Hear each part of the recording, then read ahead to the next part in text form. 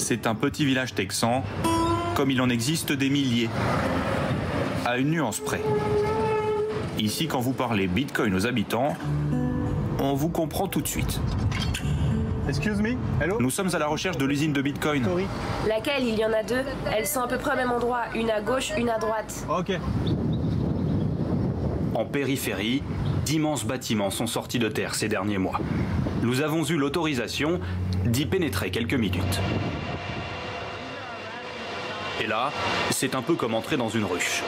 Ici, les abeilles ouvrières sont des ordinateurs et il y en a des milliers. Nous voici dans la plus grande usine de Bitcoin des États-Unis. Le Bitcoin, c'est cette monnaie virtuelle qui s'échange sur Internet. En ce moment, il vaut environ 30 000 €. Pour sécuriser un billet de banque, il faut des imprimantes très précises. Pour le Bitcoin, c'est différent. Ce sont les calculs complexes des ordinateurs qui le rendent infalsifiable. En échange, les propriétaires de ces ordinateurs sont rémunérés en Bitcoin. Sur ce site, il y a 150 000 ordinateurs qui tournent en permanence. Il faut donc les alimenter et il faut aussi les refroidir, ces ordinateurs, parce que la température ici ne doit pas dépasser les 30 degrés. La direction reste discrète sur le nombre de bitcoins fabriqués ici depuis l'ouverture.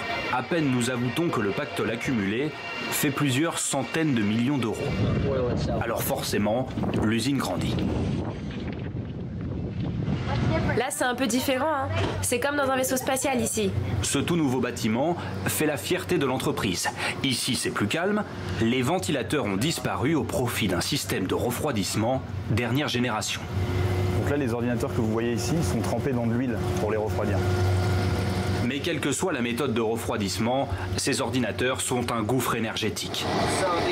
Une fois les travaux terminés, la puissance électrique de l'usine devrait dépasser les 700 mégawatts, l'équivalent d'un demi-réacteur nucléaire. 700 mégawatts, vous imaginez? Avec un mégawatt, on peut fournir 200 maisons en électricité. Ici, au Texas, le marché de l'électricité est beaucoup moins régulé qu'ailleurs. C'est ce qui rend son prix beaucoup plus compétitif. Et c'est beaucoup moins cher que dans les États voisins? On est dans un autre monde. Voilà précisément pourquoi l'usine s'est implantée ici. Au Texas, il y a du pétrole et du gaz en abondance. Les tarifs sont dérégulés, les prix de l'électricité sont donc très bas. Même les Chinois ont déménagé dans le coin. Et ils se sont installés littéralement à quelques centaines de mètres d'ici, vous voyez? Voici l'usine à Bitcoin des Chinois. Ils se sont installés à côté de cette ancienne fabrique.